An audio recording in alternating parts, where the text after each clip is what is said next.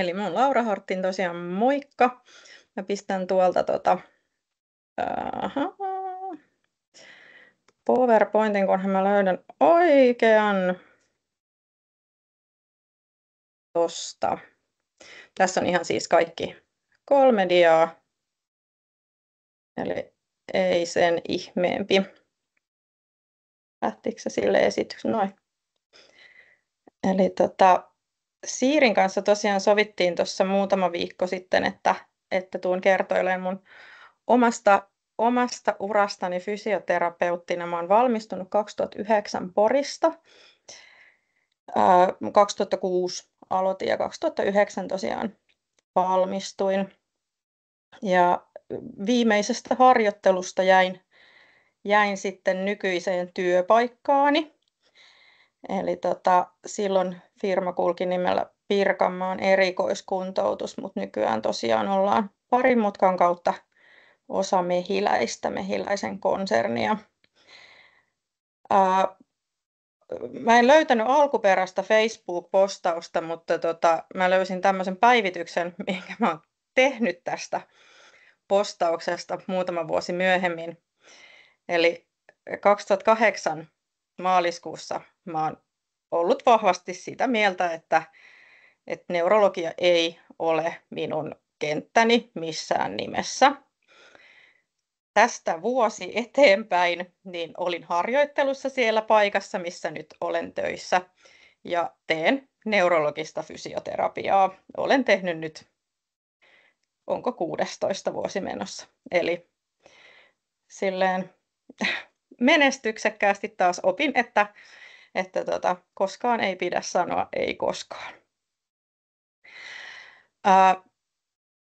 Mä oon tosiaan 2009 jäin vikasta harjoittelusta tonne Pirkanmaan erikoiskuntoutukseen.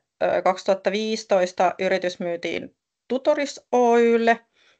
Tutoris on valtakunnallinen yritys, jonka alla on niin fysioterapiapalveluiden lisäksi sitten vielä puhe- ja toimintaterapiapalvelut. Ja silloin oli vielä palveluasuminen, mutta sitten kun pari vuotta sitten Mehiläinen osti meidät, niin palveluasuminen siirtyi sitten toisaalle ja meille jäi sitten tämä terapiapalveluiden toteuttaminen. Ja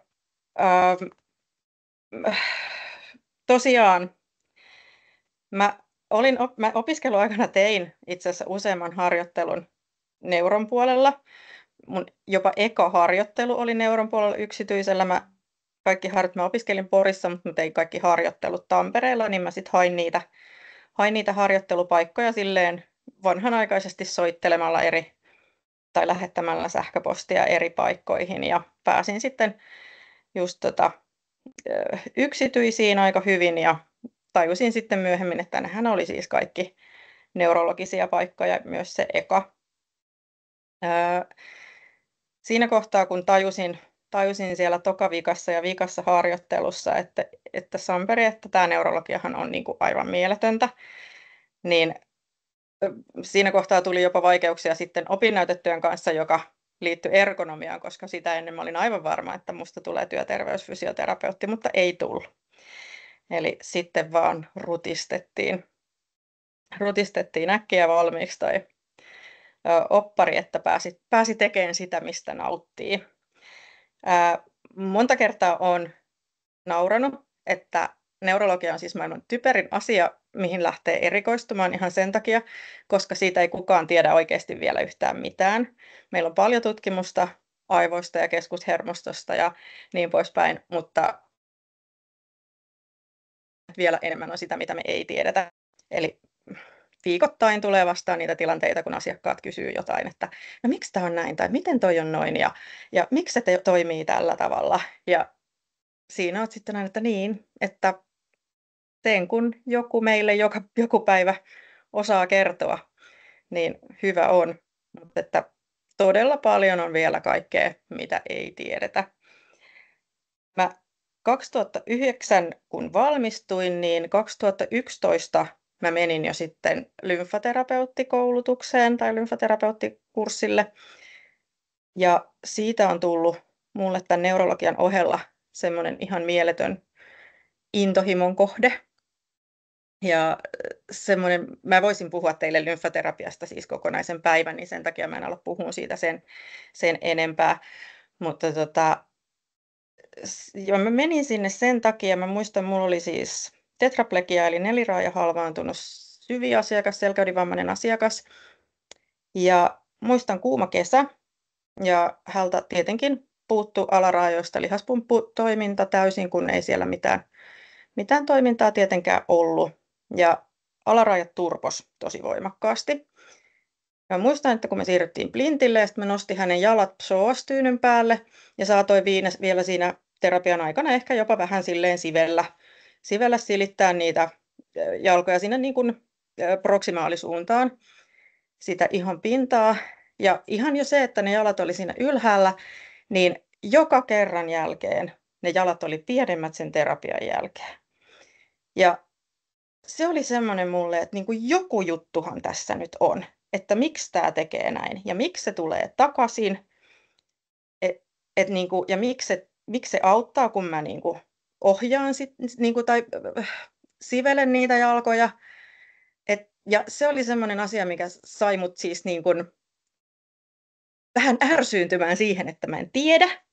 Niin sitä kautta päädyin lymfaterapeuttiopintoihin.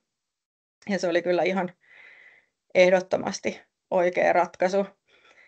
2000, mä oon vähän tämmöinen opiskeluorientoitunut, niin 2013 mä opiskelin personal traineriksi. 2014 mä kävin neurologian erikoistumisopinnot, sen neurologian, josta mä en halunnut missään koskaan kuulla. 2016 mä oon käynyt akupunktion koulutukset. 2000 pitää katsoa lunttilapuista 2020 ja 2022, niin mä oon käynyt stekkofaskia manipulaatio 1 ja 2. Ja nyt viime keväänä kävin sitten TMD eli leukanivelipurentaelin ongelmien kurssin. Eli erilaisia menetelmiä ja keinoja on tullut tässä matkan varrella mukaan, joita kaikkia sitten yhdistää siihen tekemiseensä. Ja noita faskia juttuja tosi paljon ton lymfaterapian kanssa. Ja tällä hetkellä teen YAMKkeja. YAMKit oli mun aivan selkeä, että mitä haluan tehdä. 2016 menin opiskelemaan Poriin kuntoutuksen ylempää AMKkia. Ja ensimmäisenä päivänä totesin, että mä olen väärissä opinnoissa, kun en hakenut sinne, minne alun perin halusin, eli tonne soten johtamiseen. Ja aikani hakkasin päätä seinään ja totesin, että ne eivät etene. Ja noin 6 vuoden jälkeen totesin, että nyt antaa olla. Ja 2023 tammikuussa aloitin sitten soten johtamisen YAMKit. Ja en nyt varmaan ihan saa tämän vuoden loppuun, mutta ehkä ensi vuoden alkuun saan ne nyt sitten valmiiksi, kunhan se opinnäytetyökin sieltä vielä joskus valmistuu. Mutta tosiaan sitä kautta on sitten ura ehkä laajentunut vähän muuallekin kuin ihan asiakastyöhön, mutta se asiakastyö on kuitenkin siellä ollut se kantava voima tähän asti. Ja kävin lyhyitä kursseja, jotain neuraalikuudosmobilisaatio ja tämmöistä silloin niin kuin heti urani alussa, mutta ensimmäinen laaja iso kokonaisuus ja erikoistunut lisäkoulutus oli 2011 se lymfaterapia. Ja lymfaterapia on varmastikin aika vieras käsite monille, koska immunestejärjestelmästä, lymfajärjestelmästä ei puhuta peruskoulutuksessa edelleenkään oikeastaan mainintaa enempää. Eli lymfaterapia usein kuuluu puhuttavan esimerkiksi lymfahieronnasta, mutta se on täysin väärä termi. Lymfaterapia on terapiakokonaisuus, johon liittyy kaikki turvotuksen hoitoa tai turvotuksen vähentämiseen tähtäävät menetelmät. Eli siinä on manuaalinen käsittely, kompressioterapiat, hirveän tärkeänä ihon kunnon tarkkailu, haavat, arvet erityisesti arpien käsittely, faskiat, fibroottisen kudoksen käsittely, ravitsemus, liikunta, liikeohjeet. Eli tosi iso paketti ja sieltä sitten poimitaan kullekin asiakkaalle heidän tarpeidensa mukaan. Eli kuten sanottu, nyt en mene enempää lymfaterapiaan. Voin sitten pitää joskus jonkun 3 päivän webinaarin lymfaterapiasta. Ennen kuin meidän yhdistykseen eli Suomen lymfahoito ry:hyn, niin sanon, että tein tosiaan 3 harjoittelua yksityisellä ja 2 harjoittelua julkisella puolella. Ja ihan ehdottomasti olen yksityisen puolen työntekijä edelleen.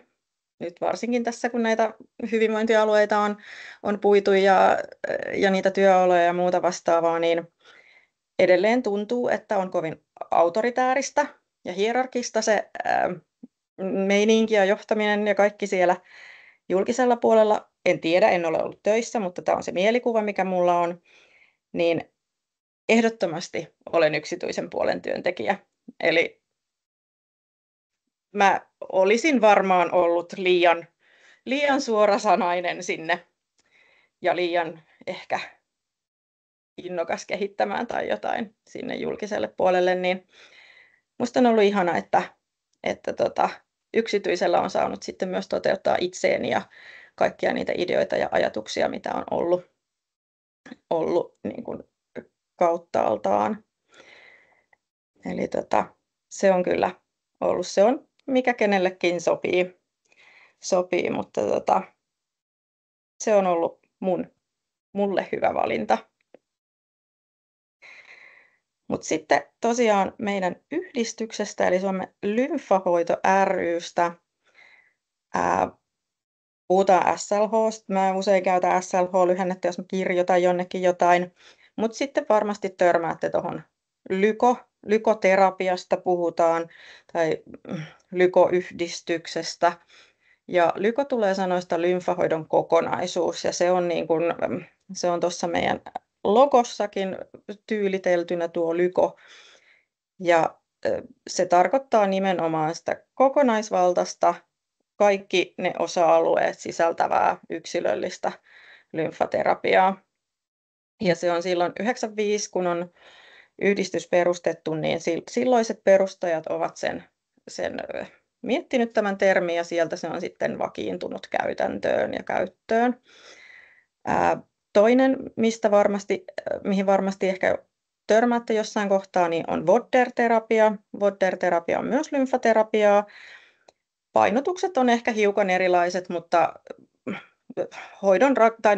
terapian rakenne ja ne tarpeet niin kuin yksilöllisesti mietitään, rakenne on sama, samoihin tutkimuksiin pohjautuu, eli mitään semmoista, että ehkä just jotain painotuseroja saattaa olla, mutta herkästi puhutaan lykoterapiasta tai Vodder-terapiasta, mutta niissä ei ihan oikeasti ole kauheasti eroa. Mutta tosiaan lyko tai tämä meidän toteuttama niin on sitten tällaisen herra Földin kehittämää, mutta puhutaan, että kun he on niin kuin vodderilaisia, niin me ollaan sitten földiläisiä. Niin tämmöisenä kuriositeettina.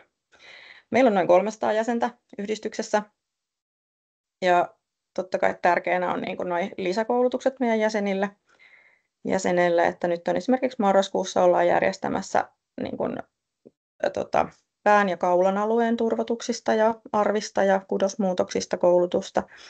Nyt jos on ollut vaikka suu- tai kurkkusyöpää ja sen seurauksena tullut turvotusta, yleisin turvotuksen syy on rintasyöpä ehdottomasti niin kuin syöpien jälkeisistä. Että mulla on urallani ollut verrattain vähän rintasyöpäasiakkaita. Mun asiakkaat on suurimmalta osalta ollut niitä neurologisia. Se on tosi vahvasti liittynyt se neurologia myös tähän mun lymfaterapeutin uraan, koska juuri niitä alarajaturvotusasiakkaita tai ylärajaturvotusasiakkaita, joilla on hemiplegia tai paraplegia tai tetraplegia, niin näitä on. Tai MS-tauti, jonka takia, tai joku muu, minkä takia on lihaspumpputoiminta heikentynyt jostakin. Niin se on ollut mulla vahvasti siinä mukana. Ja totta kai sitten se lymfaterapian tunnettuus.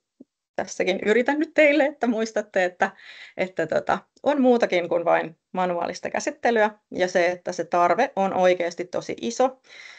Se on aika laskusuhdanteessa tällä hetkellä hyvinvointialueilla. Siellä on herkästi ajatus, että se maksaa liikaa ja ei muuta kuin tukisukat jalkaan vaan kaikille, niin kyllä ne sillä pärjää, mutta ei ne oikeasti kaikki pärjää. Meillä olisi tosi laaja asiakaskunta, ja se turvotuksen vaikutus siihen kokonaisterveyteen ja niiden asiakkaiden elämänlaatuun on ihan valtava. Eli voitte kuvitella, että jos sun käsi on kuin pullataikina, niin silloin on tosi vaikea tehdä mitään. Tai jalka. Esimerkiksi vaikka niin kuin alaraaja halvaantuneella asiakkaalla, että kun hän siirtyy ja pitäisi vaikka jalkaa itse nostaa, niin jos se on tosi turvoksissa, niin se on paljon painavampi ja se siirtyminen on painavampaa. Sitten taas, jos on tosi isoja raajoja, niin ihan vaatteiden löytäminen on haastavaa ja kaikki liikkuminen sun muu, niin tosiaan se vaikutus siihen elämänlaatuun on tosi iso. Mutta tästä meillä ei ole tutkimusta. Meillä on tutkimusta manuaalisesta lymfaterapiasta siitä, että sen näyttö on, tai siis sen vaikutus on tosi lyhytaikainen ja sen takia se kompressio on se, mikä on meidän hoidon kulmakivi. Mutta ja siitä on vahvaa näyttöä, mutta siitä, että miten se asiakas kokee sen, että kuinka paljon hän saa siitä apua, niin siitä meillä ei ole tutkimusta. Ja se olisi sitten just semmoista PROMIS-tyyppistä tutkimusta, mikä olisi aivan loistavaa saada tältä asiakasryhmältä.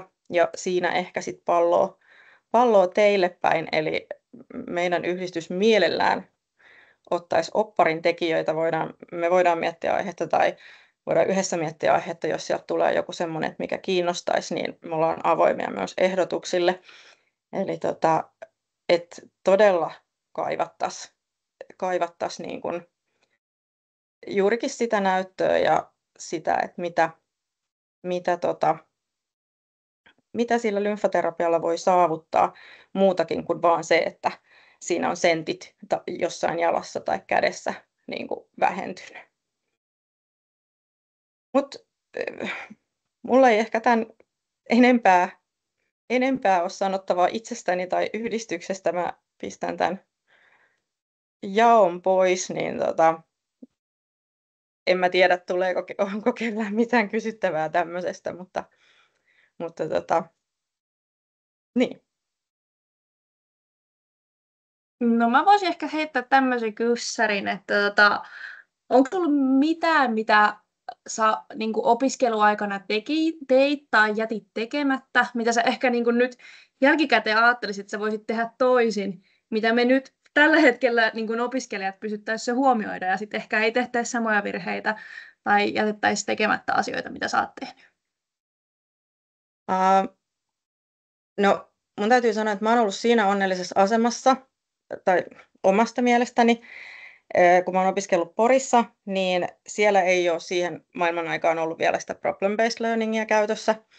Ja se, että meillä on ollut tosi paljon niin kuin, ihan tunteja, luentoja. Meillä on ollut tosi hyviä vierailevia luennoitsijoita. Meillä on käynyt Jouko Heiskasta ja semmoisia ihan kovia nimiä luennoimassa. Niin se on ollut mulle toimiva ratkaisu, mutta toki ymmärrän, että opiskelijat ei siihen voi vaikuttaa, että onko tarjolla luentoja vai ei, mutta se, että ehkä just se oman tavan tai se, että se lisätiedon hakeminen, että koska luentoja on kuitenkin sitten tosi paljon kauttaaltaan, niin just semmoinen kyseleminen, mutta ehkä suurin semmoinen, mitä mä oon niin kuin miettinyt, on just se mun oppari ollut, että kun mä oon sen aloittanut, mä oon tehnyt siis päiväkotityöntekijöiden ergonomiasta siinä lastenhoitotyössä, ja mä olin tosi innostunut siitä aluksi, mutta sitten tosiaan kun löysin tämän todellisen rakkauteni neurologian, niin sitten se kyllä niin kuin piiputti se opparin aihe ihan täysin ja rykäsin sen kyllä niin kuin aika sellainen keskinkertaisella arvosanalla äkkiä vaan valmiiksi.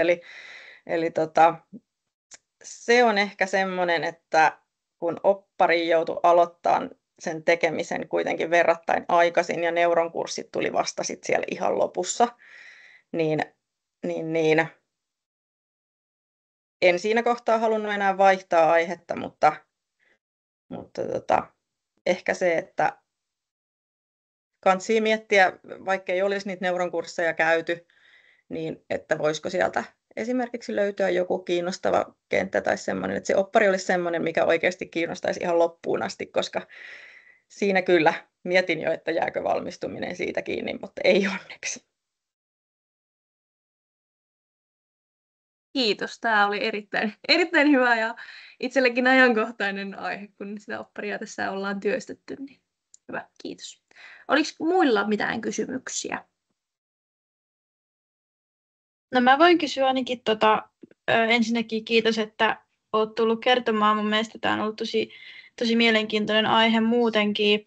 Mua kiinnostaa lymfaterapia ihan tosi paljon ja toivon, että joskus vähän myöhemmin, mä opiskelen nyt tokaa vuotta vasta, niin vähän myöhemmin pääsin siihen vähän enemmän syventymään, mutta mä mietin semmoista, että siinä lymfaterapiassa, niin mikä sun mielestä on kaikista haastavinta? Heititpä kysymyksen.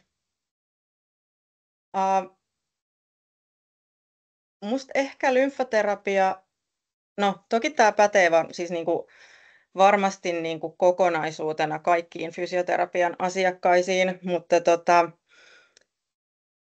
lymfaterapiassa on vähän sama kuin neurologiassa, että vaikka sulle tulisi 2 asiakasta ihan samalla diagnoosilla, niin, ja vaikka niillä olisi tehty ihan samanlainen vaikka säästävä leikkaus, rintasyövän säästävä leikkaus ja on annettu sädehoitoa ja näin, niin se lopputulos tai se, että miten se sitten näkyy siinä asiakkaan elämässä ja toimintakyvyssä, niin se voi olla siis kuin yö ja päivä.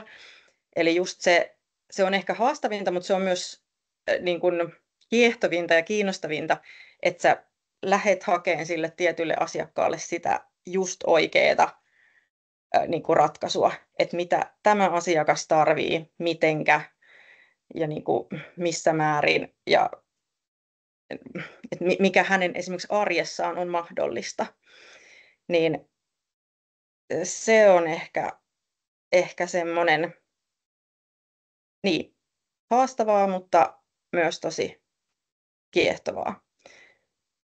Ja sen mä lisään, että lymfaterapia on mulle ollut myös siis ihan hirveä motivaattori neuron puolelle siinä, että koska neurologiassa meillä on pitkiä asiakassuhteita. Mä just tänään tapasin yhden asiakkaan, jonka mä oon hänen kanssaan ollut viimeksi varmaan 2 vuotta sitten tehnyt terapiaa, ja sitä ennen hän oli mun asiakkaani niin kuin 8 vuotta muistaakseni.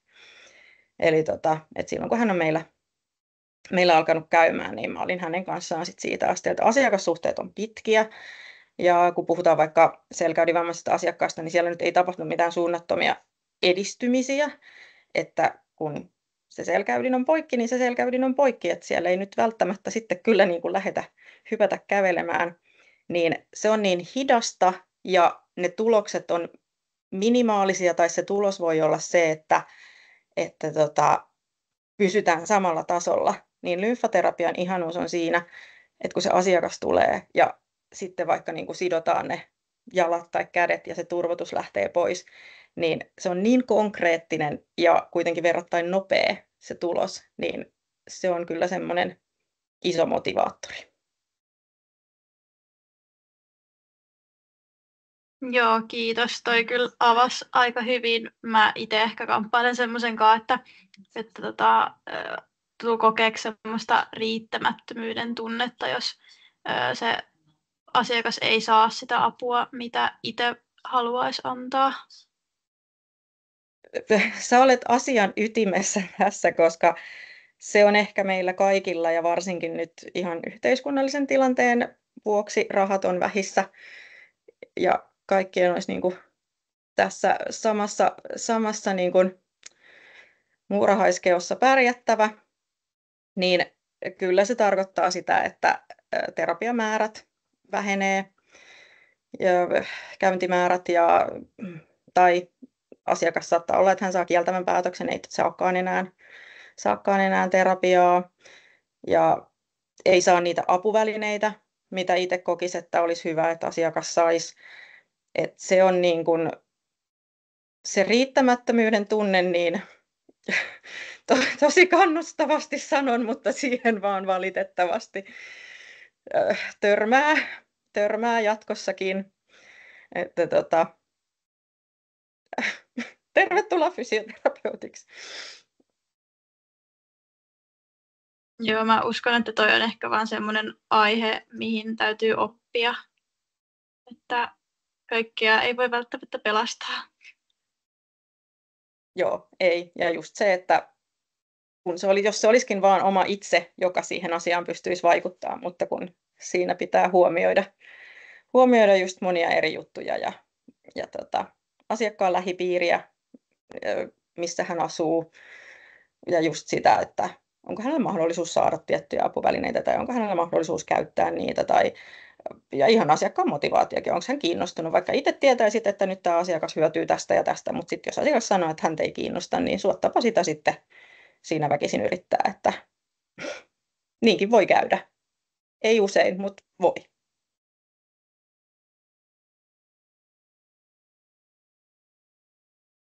Joo, tuleeko vielä kysymyksiä?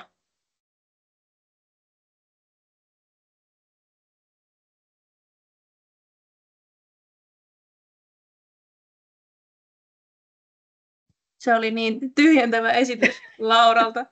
Tai ainakin itse on ihan pyörällä päästäkin, että ihan uuteen maailmaan pääsin syventymään. Tämä lymfoterapia on vähän sellainen, että... Joo. Kiitos ihan tosi paljon, Laura, että tulit tänne paikalle. Eikä mitään. Ensi kerralla meidän Urapolku-webinaareissa niin 5. marraskuuta niin SUFTI on, eli urheilufysioterapian maailmaan päästään syventymään, niin laittakaa kaikki jo kalentereihin nyt, niin silloin sitten seuraavan kerran. Mutta